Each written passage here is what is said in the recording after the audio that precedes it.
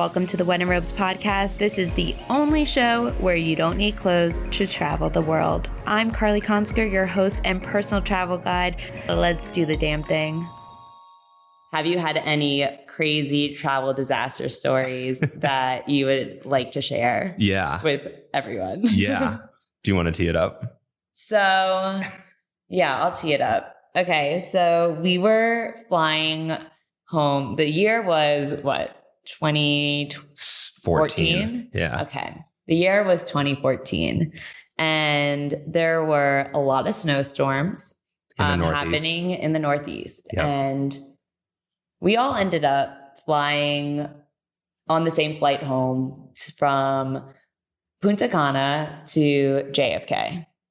And this flight got not only delayed, but we got stuck in the Punta Cana airport for days. And multiple days. Multiple days.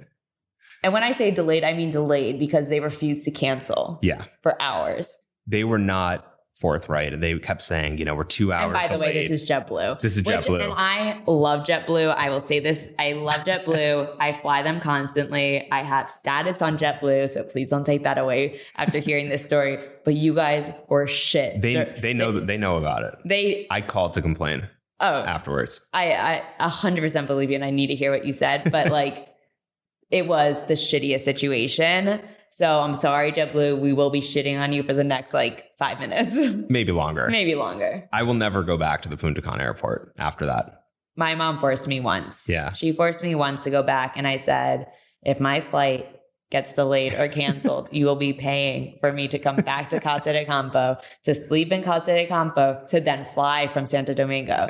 I have not flown from Punta Cana on my own will since. Yeah, and that was only one time. And it was actually traumatic going back into the airport. But I'll let Zach kind of tell the tale of when we got stuck at the airport in Punta Cana. Yeah. So the background from my side is we weren't supposed to be flying out of Punta Cana. We were supposed to fly out of Santo Domingo because of the snowstorms. I don't remember the day, maybe it was, January 2nd. It was right after New Year's. And we were in college. Yeah, we were in college and we got rebooked for January 9th or something crazy like that. And I was like, I can't spend another week here. I need to get back to the real world and school. And Sydney had to get back to school. Sydney was freaking out about school. Yeah, she was. So Sydney and I switch from a JetBlue from Santo Domingo to New York from Punta Cana to New York and got on your flight. And biggest mistake of his life. To recap basically what happened, we all go to the airport in one of the Casa de Campo shuttles. Mm-hmm. We check our bags and check into the flight. We get through security. It was probably I don't know. It was an early afternoon flight. It was probably a 1 or 2 p.m. Yeah. At the gate, they say, the flight is delayed 2 hours. And then they kept saying the flight is delayed 2 or 3 hours for the entire afternoon and evening, to the point where probably at 11:30 or midnight, they finally said, all right, the flight is taking off tomorrow morning at 7 a.m. So me, Sydney, you, and your entire family, we went to, it was the Westin in Punta Cana, right? I think it was the Westin. Yeah. It was actually really nice. Yeah. Yeah. And we probably slept 4 or 5 hours at the Westin in Punta Cana. Yeah. And returned to the airport the next morning where the same exact thing happened. They kept saying that the flight was delayed by 2 or 3 hours. They refused to cancel it. And they refused to give us our luggage at one point too. Yeah. So the entire time we were there. Because if you don't cancel the flight, if you only delay it, then you can't receive your luggage. Legally, there's rules with flying that you can't collect your luggage. But if they cancel it and rebook you, I don't even know if we were technically able to go outside the airport and go through customs again to come back in. Yeah, I think we just left. But at that point, let me just explain to you what the Punta Cana airport looks like. It is open air. Yep. There's no AC. There's fans, plastic, uncomfortable chairs, rows of chairs connected, no cushions. And you have a Nathan's. And a sushi place. Or there was a sushi place. We haven't been back, so we honestly don't know if it's still there. But I promise you the Nathan's is still there. And I also remember there being like a Presidente bar. Yeah. Right? Yeah. Yeah. Presidente, the beer of The Dominican Republic. The only beer that I really drink. I love it. Shout out Presidente, send us some beer. But yeah, so very limited options. Yeah. And then there was, I think, like you could get like candy or magazine stuff. But like at this point, everyone is rioting. I mean, there were signs that people are, not us, but like other people had JetBlue prisoner signs. Yeah. People were taking over the PA system and like making announcements and like screaming to get us out of there. And no representative from JetBlue. No one was there. Came down. No one was there. One, people were basically rioting. Like that's scary to walk into. And two, they didn't really have information for us that they could provide, but they could have like given us a better update or just canceled our flight and been like, this is what it is. They also, I don't know if you know this, but I learned when I called afterwards, they're not actually JetBlue employees. They're like local. They're like contractors that JetBlue sends out. So they're not actually working for the company or probably didn't know what was happening. And also, not everyone in the Punta Cana airport is speaking English. Yeah. So that was also, there was like a language barrier with all these New Yorkers trying to get back to New York. Yeah. And luckily, Zach's Spanish is very good. It used to be very good. I've been out of practice. Okay. It was very good. And he was better than the rest of us at that point. So day 2, when they're like, okay, you're going to fly out the next morning. Yeah. So day 2... We kept getting delayed to the point where the same thing happened, 2 or 3 hour delays. And we end up sleeping at the airport because they made the same announcement at 11:30 that the flight will be taking off the next morning. And mind you, my grandparents are with us. My cousins are with us. My uncle's with us. My mom, Zach, Sydney. So like we are a large herd, and my grandparents weren't like young spring chickens. I mean, yes, they are. Grandma, you're always young. But like grandpa, we were concerned about. So we broke in to what they call their VIP lounge. Yeah. And by break in, I mean we stepped over like a rope. Yeah. We stepped over. There was no representative to like check us and see if we were VIP or anything. We just walked in. At that point, we like ruled the airport. Like it was our home. It was our airport. Yeah. We were living off of Nathan's chicken fingers because 6 straight meals. Nathan. 6 straight meals because also we were never touching a hot dog in the Dominican Republic airport. Did you have one? No. And I didn't touch the sushi either. Oh no. Yeah. And also it was there for like days. Yeah. So like no. So we lived off of Nathan's chicken fingers. Probably the original strip down for when in robes. It is traumatizing seeing a Nathan's to this day. I don't think I've been back. No, I saw it when I went to that Punta Cana airport and I was like, I can't eat it ever again. But we survived off of chicken fingers and we broke into the lounge. And this lounge, it's not like there's AC in this lounge. It's not like the Delta lounge at like JFK. Like it's not really a lounge. It's just like an elevated seating area. That had cushioned seats. Yes. Versus plastic ones downstairs. Yeah. But it was still all open and like obviously heat rises. So it was hot as fuck. We probably slept for an hour. 3 hours. Yeah. But we like made a little bed for my grandpa, like pushing chairs together and we made it work. We were also in the same clothes for days. Yeah. Like, because we couldn't get our bags. Like Zach has seen me at my worst. Like no joke. We've seen each other like disgusting. Someone came by. And like, we were probably there for 10 or 15 minutes and someone came by and said in Spanish, you can't sit here. And I think you said, we don't speak Spanish. And he didn't speak English and he just walked away. And we got to stay. Leaving. Yeah, we weren't leaving. Yeah. Yeah. So the next day, this is now day 3. We slept in the airport. Yes. So we slept in the airport. I'm not going to lie. We slept in the Punta Cana airport. Yep. And it's now our home. We look so disheveled. Sydney's freaking out that she has to get back to high school. We're in college. So like we didn't start as early as she did. So it was whatever. Everyone's like on edge. We've been eating chicken fingers for days. And now Zach and Sydney are able to get on a flight. So, do you want to talk about the armed guard first? Well, so it's all kind of like part of this. The next morning we wake up and the flight was delayed again. Yeah. And I was like, there's no way I'm sitting here. I can't do this again. Yeah.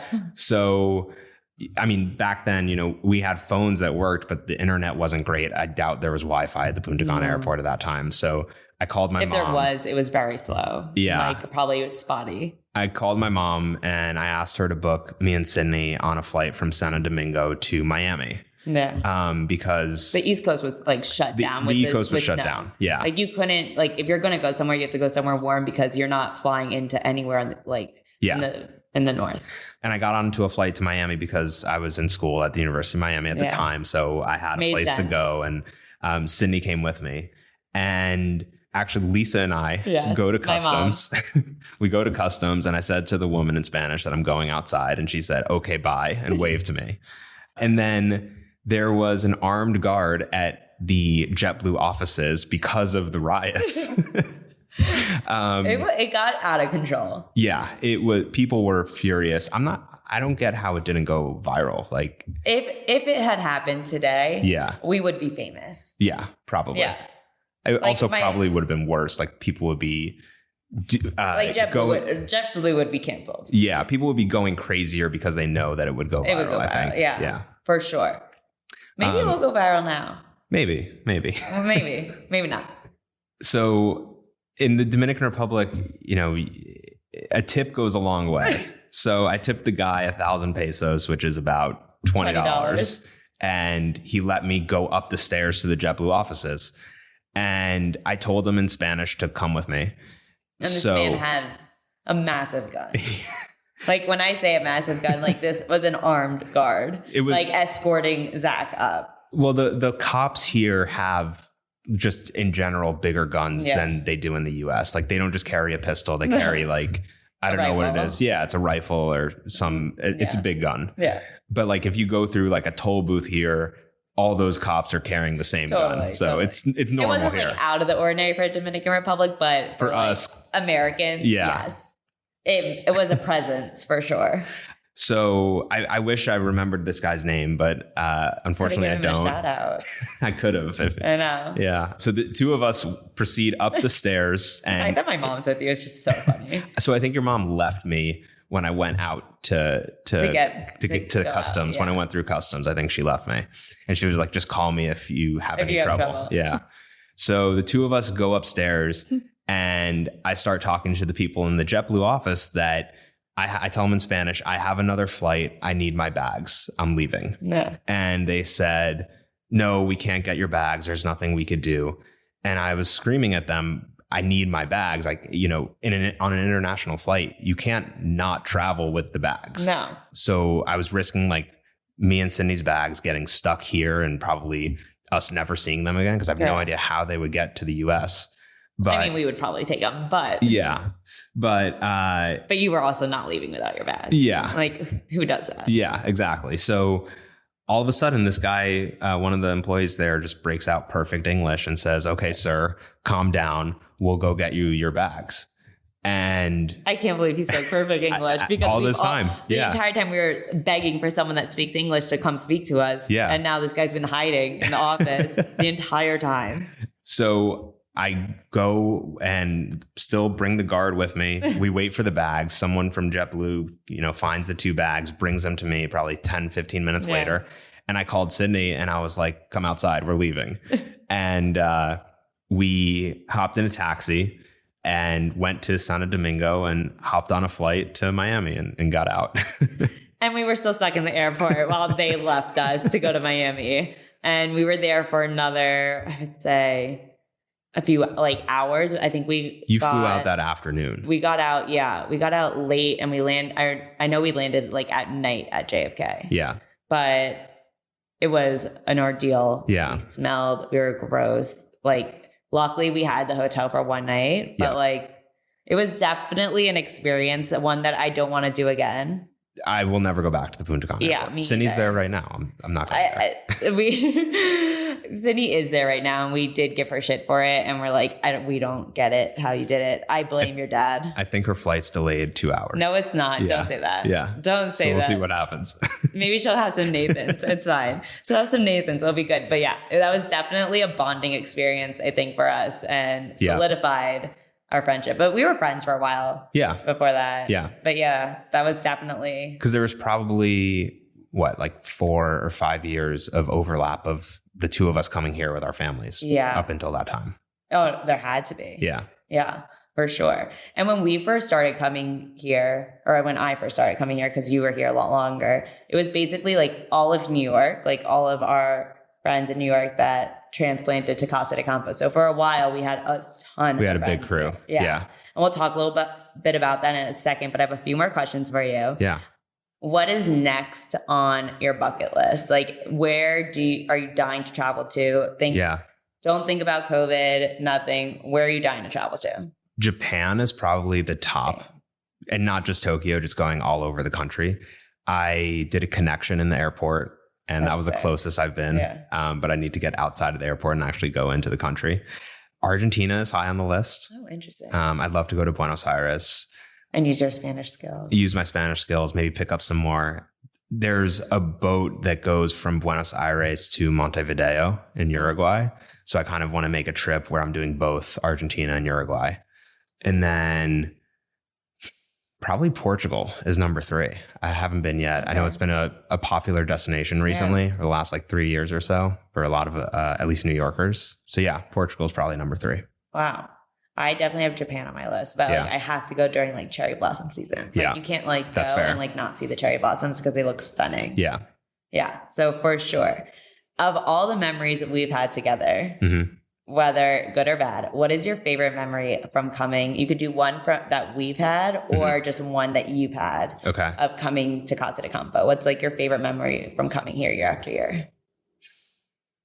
It's tough to single one out. I mean, there's so many. The Punta Cana airport story is something like we'll never forget. Totally. We'll tell our grandkids. For sure. And like everyone that we meet that ever talks about Punta Cana to us. Yeah. And like anyone that like talks so highly about it, we're like, oh, wait till we tell you a story. Yeah. I mean, Punta Cana is gorgeous. Don't get me wrong. But like. Not the airport. Not the airport. No.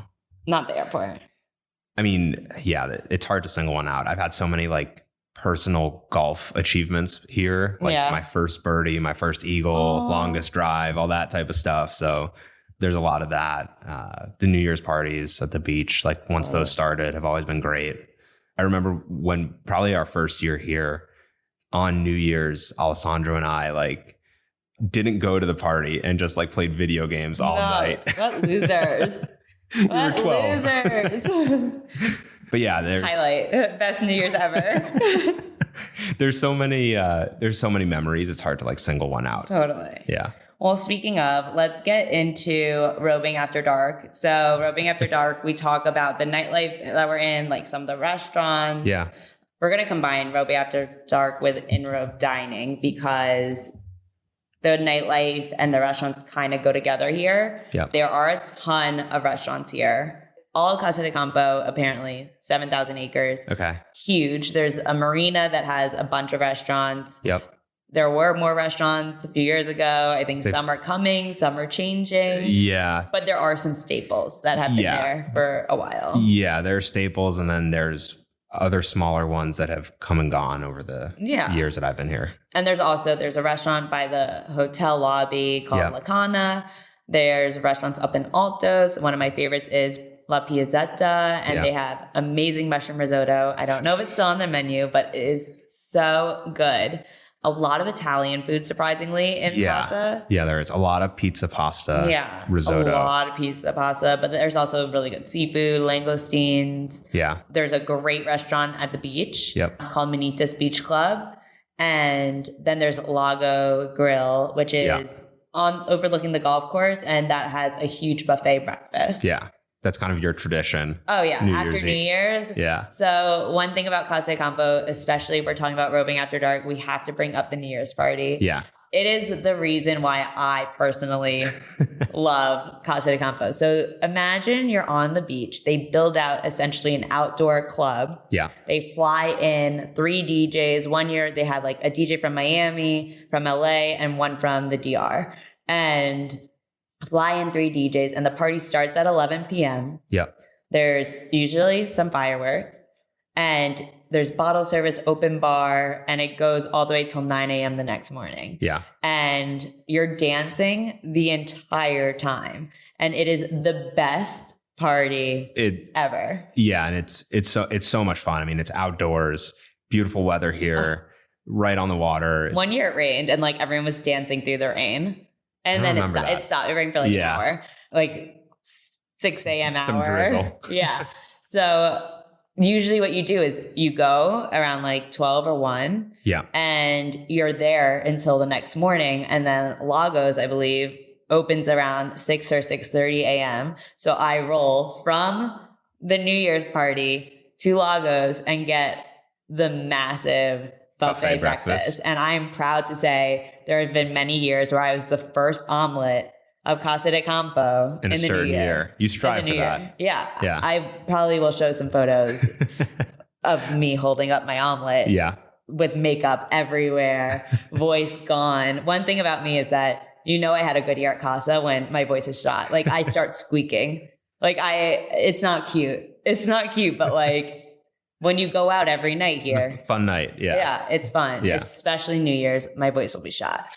But Zach and I, we've had some fun memories New Year's for sure. There's crazy memories. But some crazy memories. I mean, and celebrities come and you got a cool celebrity sighting. Don't even get me started. The one year that I did not come to Casa de Campo, it was my biggest regret because Beyonce and Jay-Z roll in to the New Year's party. Yep. Like actual royalty. There was a mob around them, including me and Gabby. I mainly remember like me and Gabs trying to like sneak our way to the front of this mob to try to like get a photo with them. And it was impossible. And they had security everywhere. Yeah. So it wasn't happening. But like Vin Diesel's here this year. He's here a lot. Yeah. Shaq was here one year. Oh yeah. Shaq was here. Spoke to him on the beach. Yeah. He made fun of me for making fun of my mom. That was the real cute highlight moment. And then Mark Anthony comes a lot. Yeah. There's a lot of baseball players that come. A lot of baseball players. Some have homes here. Yeah. Obviously, we've all seen Keeping Up with Kardashian episode when the Kardashians are here, but that was not during the holidays. So there's also like the peak, I feel like, is during holiday season. It's always packed, but I know you've come here kind of off holiday. Yeah, I've been here, I don't know how many times. The most recent, I came right before COVID. I came in February 2020. And it wasn't empty, but it wasn't as crowded as it gets like this week during the holidays. Do you enjoy coming here when it's like not peak season? Yeah. Is it better, do you think? Yeah, I mean... For different reasons. For different reasons. Like it's fun when in peak season, we have friends or friends of friends and we kind of have our group here for the week that, we're hanging out with on the beach, playing golf with, going out with. It's nice to be here when there is no one here because, you don't have such big crowds at restaurants. You could easily walk in to get a table, especially for me. Like this week, it's a little bit more difficult to get a tee time on the golf course. Oh. So I could just walk on to any course. A horror story by Zach Gad. You don't have to wait for people that are slow in front of you or worry about the people behind you. You just calmly play. And it's so beautiful that like, I'm sure it's just like really relaxing to just come here for a weekend. Yeah. Or a week, whatever it may be. Yeah. So in addition to the New Year's party, everyone goes out to Altos de Chavon or to the Marina. So Marina, we love Limoncello is a great restaurant, and SBG, I think, are our two favorites. Yeah. Limoncello is like a staple. SBG is a recent staple. Yeah, for sure. But SBG, like in the last few years, has become a place where you'll go for a late dinner.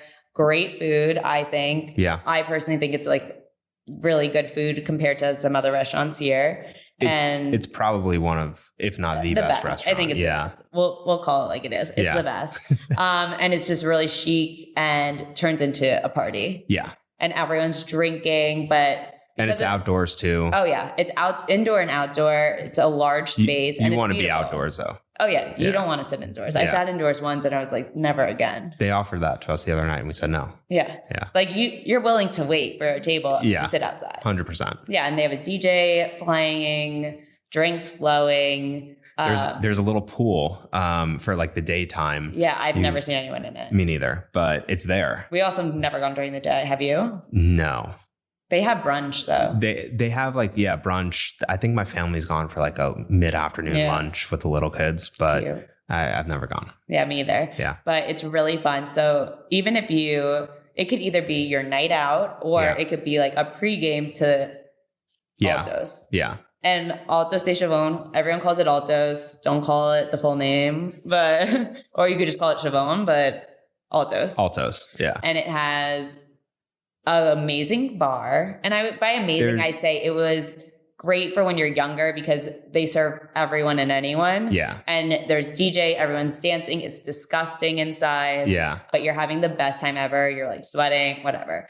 It's called Onos. Yep. And it's also a restaurant. It's also a restaurant. I've never eaten there. Never eaten there. No. But it's like comfort food. I think they have like pizza, wings, stuff like that. Yeah. But one thing about Onos is when we were younger, at least, there was another bar called Papa Jack's. Yeah, that was the name. I never remember that There's name. another bar called Papa Jack's that was like a little bit around the corner in Altos, and we would bar hop from Onos to Papa Jack's, back to Onos, back to Papa Jack's. Just back and forth all night. And there was also a bar one year called El Club, like literally the club. That's the one that's kind of overlooking. It's called Living Room now. It's overlooking the river. Yeah. Yeah. It was like all white. Yeah. It's like a cave kind of. Yeah. Yeah. So it's called the Living Room now. I don't think it's a club. I think it's just like a restaurant. Yeah, I tried to go the other day. Did you? Just for like a drink. Yeah. And it was not open. Yeah. But it's there. It's there. But there's a building there. Now it's just there's also Genesis. Oh, yes. Oh my gosh. You're so right. So Genesis is doing the most in Altos. Yeah. It is a club, a full club. Full club. With bottle service, everything. Vin Diesel was there last night, rolled in with like 15 security. I'm like, who the hell does he think he is? No one literally cares no one cares if you're here. Yeah. Like one thing about Casa is like, they really are unbothered. Unless Jay-Z and Beyonce. Unless it's Beyonce, we are unbothered by Mark Anthony, Vin Diesel, but they care that they're there. Yeah. So Genesis will charge you a cover, or at least they'll attempt to charge you a cover, even if you're a girl. And it's just so sad because they're just doing the most, and it's really most of the time pretty empty inside. Yeah.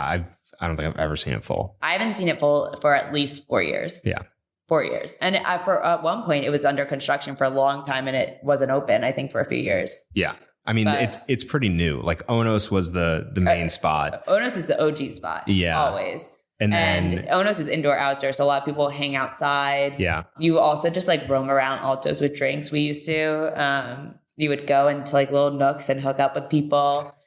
It happens. Like I could give you guys a walking tour of like everywhere I've hooked up with people. We won't mention names. I discovered this year that there's like one of those is actually a path down to the river. Really? So you can walk all the way down the mountain to the base of the river. I might have to do that. But not like. No, yeah, during the day. But yeah, so Altos is a place, if there's any rule in Altos, Zach doesn't have to worry about this, but you do not wear heels in Altos. And that's something I learned. That's something I learned real fast. And well, it's all cobblestone. It's all cobblestone. So like, even if you're not even that drunk, you are going to eat shit. And I've come down from Altos with many bruises. But when we were younger, actually, we would start at the hotel bar. Yeah. Find somebody with the all-inclusive. Yes. They would order shots and drinks. Like I have a photo, which I will show, of 21 shots of kamikaze shots that we ordered on somebody's all-inclusive. Probably for 21 of us. For sure. Or which 10 means of us. that we had a crew of 21. Yeah. Which I'm not surprised by. No, not at all. I'm not surprised at all. And then we would we'd take 2 of the Casa de Campo vans from the hotel all the way up to Ono. So we would be sitting on the floor, sitting in the back, sitting in the trunk, just so that we would all be together. And they're like massive vans. It's massive vans, like a 10-seater van. No. Yeah. Only like 6 people, 8 people. We would befriend the drivers. Yes. Yeah. Like that, like Zach said, a tip goes a very long way in Casa de Campo. Yeah. But it's still so much fun. And one thing about Casa that I love is that there is so much nightlife and you feel safe because you don't leave the premises of Casa de Campo. And there's a lot of security everywhere. So much security. Yeah. I mean, people are driving around. There's people like on the streets. Yeah. There's like the crosswalk guards that tell cars and people when to come. What you can do. And one thing about Casa is that you're driving golf carts everywhere. You can rent cars, like if you're in a villa, but you really just need golf carts because you can get everywhere on them. Yeah. A golf cart comes with the hotel room. Yes. Villas, you have to rent them separately. Yeah. But some come with the villa. Some come with, but most of the time, like you are paying an additional fee for the golf carts. Yeah. But Zach was always our designated golf cart driver when we go out to Altos. He loved just like driving up there for some reason, and it would take us like 30 minutes. I love driving, just in general. Yeah, so it would take us like 30 minutes, and we'd all been drinking, and by the time I got up there, I was probably sober. But it was always a good time and a lot of fun memories. For sure. Yeah. So our chicken fingers just came. So let's get into in-robe dining and, well, I guess it's like in villa dining today. But yeah, let's get into the strip down. I ordered us chicken fingers and french fries from Manita's Bar and Grill at the beach, and they were able to deliver it straight to our villa. That was surprising to me. Honestly, I didn't know they had room service available. Again, Elisa Consker shout outs for finding out that they deliver from the Manitas Beach Bar to the villas. Yeah. I think it's a new thing because of COVID. Yeah, that could be true. I think it's a new thing, but I'm very grateful for it. So let's get into the strip down at Casa de Campo. Let's do it. Oh, and forewarning, I've had the chicken fingers at the hotel room service. I've never liked them. I've tried them year after year thinking, oh, they're going to change. Oh, they're going to be better. I've never liked them. Okay. So low expectations for today. Okay. Very low. Oh, wow. It's shocking, right? They're not the nuggets. They're not nugget. They're not even fingers. So I mean, they're actually like maybe literally fingers. No, stop. Stop. Don't say that. So when I was at the beach club where we usually have lunch, great lunch, amazing food, I saw, they have chicken nuggets on their Caesar salad. Weird, but like little nuggets. And I was like, oh my God, these look amazing. Let me get them for the podcast. I'll review them. They look great. So this was not what was on the salad? Absolutely not. I will give Casa de Campo credit because I know they have Heinz ketchup here. I've had it. I'm so happy they have it because honestly, I thought they wouldn't. Zach definitely thought they wouldn't. Yeah. I know this is Heinz, even though it's in a plastic thing. I do know it's Heinz. Oh, a fry. We lost a fry. Okay. This has, Zach, there's some weird ass seasoning on this. Yeah, there's these. And they don't look crispy whatsoever. I don't even know what these are. I'm struggling to open the ketchup. I know. I'm going to show these to the camera because you have to take a look at this. Yeah. They don't look appetizing whatsoever. Zach and I will be eating a full meal after this. Like they don't look appetizing by any means. The fries are not crispy. I asked for them crispy. You did ask for crispy. Because you're my guest, I'm going to allow you to give your rating first out of 10. Okay. But we can both try them. All right. You have to try a fry too. Fry too. Oh, they need salt. It needs salt. It's a little dry. And a little soggy. Mm-hmm. I'm not gonna lie, my mom. I mean, it was delivery. My mom warned me they'd be soggy by the time they got here. Yeah, it was delivery, so maybe it's different at the restaurant. Not awful though. Not terrible. I'm a little disappointed. I thought they'd be better. Very disappointed. I thought I was getting these crispy, yummy little nuggets. Yeah, no, that's not. The chicken's soggy too. Yeah, I'm eating them though. But I would probably give this a 4.8. A low score. It's a low score. Well-deserved score. So these are more like tiny chicken strips. There's, I think, rosemary cooked into it. Not crispy at all. Very soggy. Fries are soggy. I will say we did have them delivered. So maybe if we had them at the restaurant, crisper. But the crisp nuggets at the restaurant, I'm not going to lie, they are like these little golden nuggets of joy. I have not tried them once. They look good. They look amazing. Well, the restaurant is good. Yeah. Restaurant's great. Yeah. You can't even hear a crisp. So as much as I love this hotel and I really didn't want to shit on the chicken fingers are shit. Yeah. Don't come here and get chicken fingers. If you're expecting chicken fingers, don't come and get it. Yeah. Also, you're not going to like the burger at Casa de Campo. Yeah. Casa de Campo burgers are shit. Yeah. But for the official strip down, Casa de Campo, you gave a 4.8. Yeah. I'm giving a 4.2. Yeah. A 4.2. And then that is probably my lowest score in history because this is honestly... This is surprising. But maybe this is why everything's Italian here. Yeah. I'm not, but it is white meat. I will give them that. Yeah. It is white meat, which I do enjoy. It needs salt. It needs to be crisp. And it needs to not be this. Better or worse than Nathan's at Punta Cana Airport? Worse. I'm joking. I would take Nathan's at the Punta Cana Airport over these any day of the week, I think. What about you? Yeah, I think I agree. Because Nathan's are like, actually. They're crispy. And they're good. Yeah. They're fries though at Nathan's stuff. Yeah, no. So thank you guys for listening and watching. This was an amazing episode of When in Robes. Thank you, Zach. Yeah, thank you. Did you want to tell everyone where they can find you on Instagram and stuff? Yeah, you can find me on Instagram at TheRealGaddy. Gaddy, Gaddy. Yeah, make sure you spell that right. Yeah.